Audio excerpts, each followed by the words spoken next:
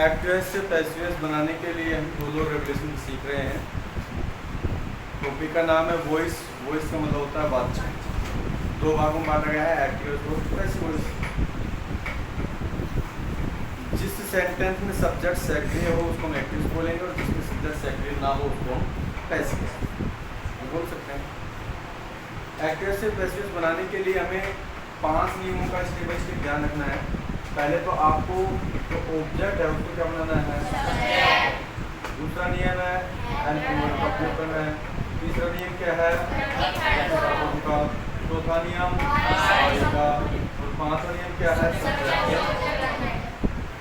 ये ध्यान रखना। अब इसके साथ साथ अगर आप सब्जेक्ट को ऑब्जेक्ट बना रहे हो, ऑब्जेक्ट को सब्जेक्ट बना रहे हो, तो अगर नाम आया है तो उसमें कोई परिवर्तन करना ही नहीं है। लेकिन अगर कोई प्रोनाउन आ गया तो उसमें फिर आपको विशेष ध्यान रखना होगा। आई को मी में बदलना है, मी आ गया तो आई में करना है, ठीक है। वी आ गया तो अस में, और अस जैसे ऑब्जेक्ट उसका सब्जेक्ट बनाना है तो क्या लिखोगे आप, वी लिखोगे। उसके बाद में यू को यू में, सी को हर में, ई को हिम में, और इट को इट में, और दे को दैट में। ये प्रोनाउन संबंधित सारणी मैंने आपको लिखवाई थी। इसके बाद में हेल्पिंग वर्ब का प्रयोग करेंगे तो आपको टेंस से संबंधित सारणी याद होनी चाहिए। पर भैया ठीक से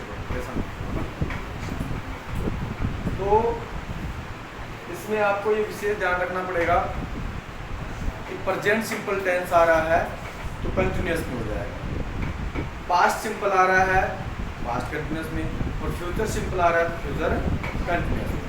अगर कंटिन्यूअस में ही एक्टिव सेंटेंस आ गया है तो उसमें आपको हेल्पिंग वर्ब सब्जेक्ट के अनुसार देखना है और बीइंग शब्द का प्रयोग करना है, BEI, ठीक है क्या, इसका प्रयोग करना है। उसके बाद में जो भी परफेक्ट आए, जब प्रेजेंट परफेक्ट हो, पास्ट परफेक्ट हो, तो फ्यूचर परफेक्ट हो, हेल्पिंग वर्ब जो आएगी उसको सब्जेक्ट को देखते हुए बीइंग शब्द का प्रयोग करना है, BWE, और मॉडल चाहे कुछ भी आ जाए सब के आगे आपको बी शब्द का प्रयोग करना है, ओनली फॉर बी, ठीक है। ये सारणी इस प्रकार से आपको याद रखना पड़ेगा, ध्यान दीजिएगा। कल हमने आपको यहाँ तक लिखवा दिया था, सारणी वगैरह कंप्लीट हो गई थी, एक दो एग्जाम्पल समझाने का प्रयास किया था, लेकिन आपको एग्जाम्पल हमने राइट भी करवा दिया है कि मोहन राइट से लेटर, ठीक है। इसका पैसेज बनाएंगे तो ये आपको पहले सुनिश्चित करना है कि यहाँ पे सब्जेक्ट कौन सा है, मतलब कौन सी है, और ऑब्जेक्ट कौन सा है। इन चीज़ों का विशेष आपको ध्यान रखना पड़ेगा। ए लेटर हमारा ऑब्जेक्ट है, इसको हमने क्या बनाना है, सब्जेक्ट। पहला नियम यही है, ऑब्जेक्ट को सब्जेक्ट बनाना है। तो ऑब्जेक्ट को सब्जेक्ट बनाएंगे तो पहला अक्षर ये विशेष ध्यान रखो कि कैपिटल लिखना है। यहाँ पे ए कैपिटल हो गया, उसके बाद में लेटर। अब हमें देखना है कि वर्ब की फर्स्ट फॉर्म हेल्पिंग वर्ब, यानी वर्ब की फर्स्ट फॉर्म के साथ में ऐसे ही इसका प्रयोग हुआ है। प्रेजेंट सिंपल टेंस है, किसमें बदलना है, प्रेजेंट कंटीन्यूअस में बदलना है। तो प्रेजेंट कंटीन्यूअस में बदलेंगे तो हेल्पिंग वर्ब देखना है, सब्जेक्ट हमारा ए लेटर है, सिंगुलर है ना, तो किसका प्रयोग करेंगे हम, इज का। आई होता तो एम का, और वी यू दे या प्लूरल नाउन होता तो आर। ये आपको ध्यान रखना होगा। उसके बाद में हमेशा ही आपको वर्ब की फर्स्ट फॉर्म का प्रयोग करना है जब एक्टिव से पैसिव बनाएंगे। उसके बाद में राइट की फर्स्ट फॉर्म क्या होगी, रिटन। उसके बाद में बाई शब्द का प्रयोग करना है, इसका प्रयोग करना है बाई, ये नेसेसरी है। उसके बाद में सब्जेक्ट को क्या बना देना है, अंडरस्टैंड। पांचों नियम लगे हैं ना, और इन्हीं को ध्यान रखना है, स्टेप बाय स्टेप ही लगने चाहिए ये, ठीक है। और याद भी आप इसी प्रकार से करोगे, ऐसे नहीं कि पहले सब्जेक्ट को ऑब्जेक्ट बनाना है, उसके बाद में ऑब्जेक्ट का सब्जेक्ट, या फिर बाद में बाई लगाना है, फिर वर्ब के फर्स्ट फॉर्म का प्रयोग करना है, तो क्या हो जाएगा, गलत हो जाएगा। देखिए आगे, अगर आई डू नॉट प्ले होगी, यहाँ पे हमें देखना है, ये हम आपसे पूछेंगे थोड़ी देर में, पर आप बता नहीं पाओगे। All students will be alert and concentrate, look forward, whiteboard, stay well line. याद तो देखिएगा, सब्जेक्ट क्या है हमारा, आई। डू नोट क्या है, हेल्पिंग वर्ब। सब्जेक्ट हो गया, हेल्पिंग वर्ब हो गया। प्ले क्या है, वर्ब। होगी क्या है, तो सबसे पहले नियम है कि ऑब्जेक्ट को सब्जेक्ट, तो होगी को फर्स्ट लिखेंगे तो एच कैपिटल हो गया। उसके बाद में हेल्पिंग वर्ब देखते हैं कि डू नॉट या डज नॉट आता है तो हम EGMR का प्रयोग करते हैं, प्रेजेंट सिंपल टेंस है, नेगेटिव का है तो नो प्रॉब्लम, आप इसके साथ में इसका प्रयोग कर दोगे आप नॉट का। उसके बाद में वर्ब की थर्ड फॉर्म, प्ले की थर्ड फॉर्म क्या होती है? प्लेड। उसके बाद में बाइसेप लगाना है, उसके बाद में आई को क्या कर देना है? क्या क्या? Next, you are singing a song. अब हम देख रहे हैं ए सॉन्ग हमारा ऑब्जेक्ट है, सब्जेक्ट हो गया है, ठीक है। अब यहाँ पे ईजेएमआर को ईजेएमआर में बदलते हैं, लेकिन उसके साथ में बीइंग शब्द का प्रयोग करते हैं। सब्जेक्ट को देखते हुए हमने किसका प्रयोग कर दिया है? इसका, जो सिंगुलर सब्जेक्ट है। उसके बाद में क्या लगा दिया हमने? बीइंग। उसके बाद में सिंगिंग की थर्ड फॉर्म संग होती है, SUNG। उसके बाद में हमने बाइसन का प्रयोग करना है, फिर ऑब्जेक्ट का सब्जेक्ट, यानी यू का सब्जेक्टिव रूप, सब्जेक्ट को ऑब्जेक्ट बनाएंगे, ऑब्जेक्ट का सब्जेक्ट बनाएंगे, सेम रहेगा ना, यू यूर यू, ठीक है ना। नेक्स्ट हम देखते हैं कि सी रोट ए लेटर, यानी वह एक पत्र या उसने एक पत्र लिखा। तो यहाँ पे ए स्टोरी उसने एक कहानी लिखी। तो ए स्टोरी क्या है? ऑब्जेक्ट, सब्जेक्ट बना दिया।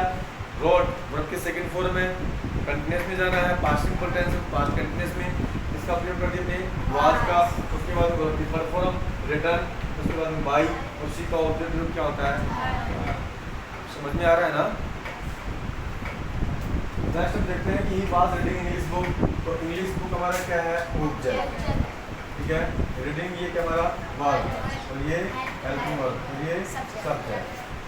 ऑब्जेक्ट को सब्जेक्ट बनाना है, तो ऑब्जेक्ट हमारा इंग्लिश बुक हो गया। उसके साथ में वाज वर्ब का प्रयोग करेंगे, तो सब्जेक्ट हमारा सिंगुलर है, तो वाज का प्रयोग करना है। इंग्लिश के साथ में किसका प्रयोग करना है? बीइंग का। उसके बाद में रीड की first second third form read होती है, फिर बाई, और ही का ऑब्जेक्ट क्या होता है? ठीक है।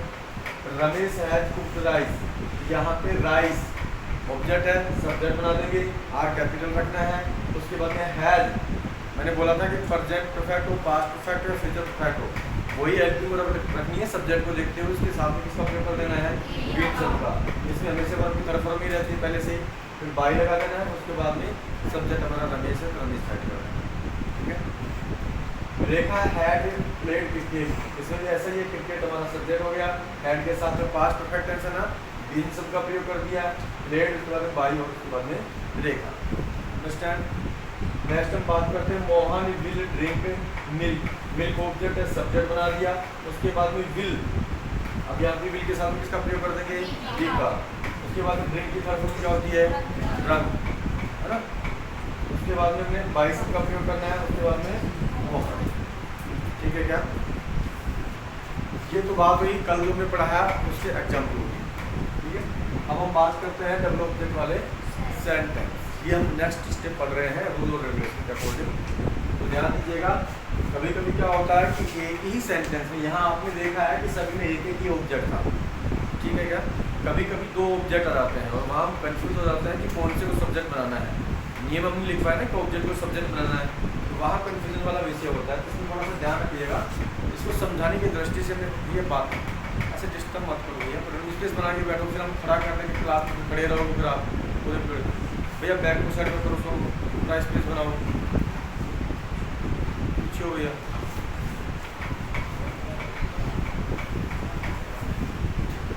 ध्यान दो, ऑब्जेक्ट को दो भागों में बांटा गया है, ये समझने की दृष्टि से हमने बांटा है। अब आप कहोगे सर जी अभी थोड़ी देर पहले तो आपने तो प्रत्यक्ष है, प्रत्यक्ष बताया था, डायरेक्ट इनडायरेक्ट का, अभी आप सजीव एनर्जी बताने लग गई, थोड़ी देर बाद कुछ और बताने लग जाओगे। हाँ, ये चीज़ तो कन्फर्म है। WATCH वाचन क्या होता है देखना, और WATCH वाचन घड़ी भी होती है ना। हाँ, तो ये तो आपको ज़्यादा सोचने वाला विषय नहीं है, क्योंकि इंग्लिश है, इंग्लिश में एक शब्द के ही कई अर्थ होते हैं, ठीक है क्या।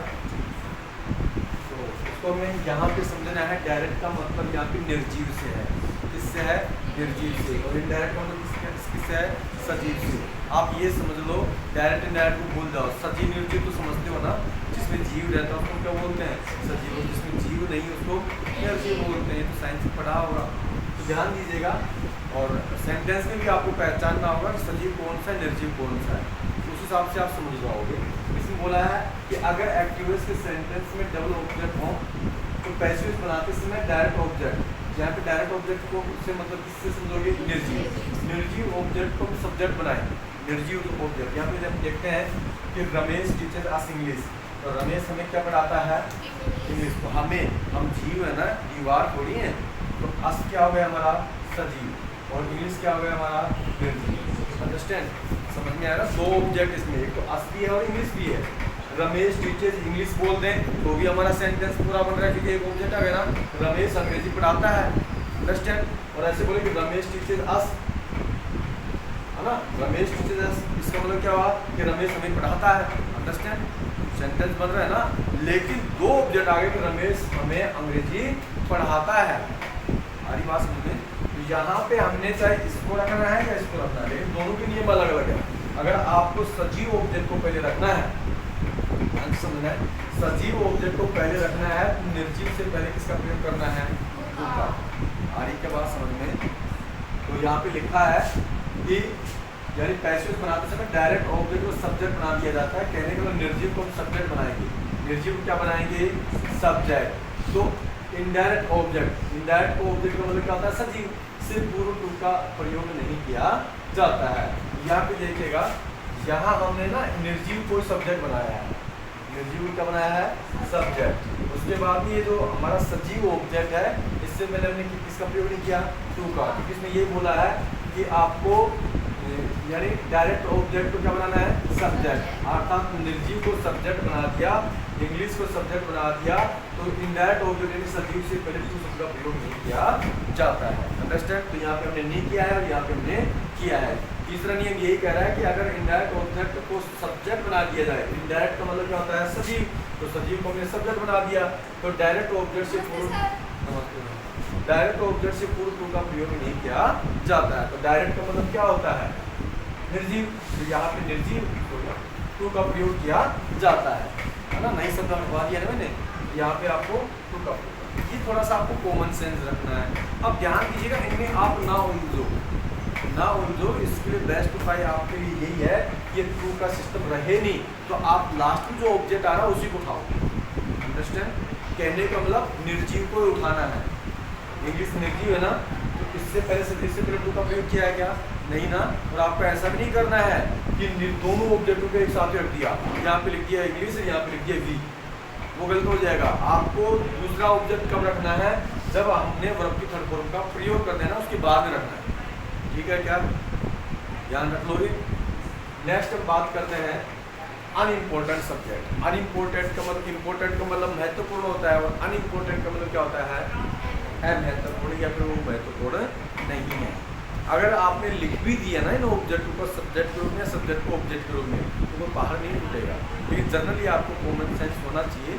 कई कई ऐसे सब्जेक्ट होते हैं जिनका हम ऑब्जेक्ट बनाते हैं, तो बाई प्लस ऑब्जेक्ट बनाने की आवश्यकता नहीं होती है। तो कुछ ऑब्जेक्ट यहाँ पे दे रखा है, कुछ सब्जेक्ट हैं, some, people, teacher, police, farmer, doctor, he, they, somebody, anybody, everyone, है ना, एनीवेयर। ये जो शब्द होते हैं ना, ये कुछ शब्द हैं, ये सब्जेक्ट के रूप में आ रहे हैं। तो जब पैसिवस बनाएंगे तो हमें वाई प्लस ऑब्जेक्ट बनाने की आवश्यकता नहीं होती है। जैसे लिखा है कि पीपल आर प्लेइंग फुटबॉल, तो लोग फुटबॉल खेल रहे हैं, यहाँ पे आपको फुटबॉल ऑब्जेक्ट सब्जेक्ट बना दिया। उसके बाद में आर प्रेजेंट कंटिन्यूअस है, तो सब्जेक्ट हमारा फुटबॉल है, सिंगुलर है, जिसका प्रयोग कर दिया, इसका प्रयोग करना है बीइंग का। उसके बाद में हमने क्या लिख दिया है, प्ले की तरफ क्या होती है, प्ले। अब बाई प्लस पुल नहीं लिखा ना, बाई पुल नहीं लिखा हमने, क्यों नहीं लिखा है, क्योंकि ये हमारा अनइम्पोर्टेंट सब्जेक्ट है। और अनइम्पोर्टेंट सब्जेक्ट का जब पैसिवस बनाते हैं तो उनको बाई प्लस ऑब्जेक्ट के रूप में नहीं लिखते। तो ये सब जहाँ पर भी आया है सब्जेक्ट के रूप में, तो बाई प्लस ऑब्जेक्ट के रूप में लिखने की आवश्यकता नहीं है। जैसे फॉर एग्जाम्पल यहाँ हमने देखा है कि शायद वी तो कहीं लिखा ही नहीं लिखा ना, जैसे फॉर एग्जाम्पल यहाँ पे वी होता ना, यहाँ पे क्या होता, वी होता, तो यहाँ पे बाई प्लस अस लिखने की आवश्यकता नहीं। आगे की बात समझ में। अगर यहाँ पे दे होता तो भी यहाँ पे बाई प्लस देम लिखने की आवश्यकता, अंडरस्टैंड, समझ में आया है, राइट।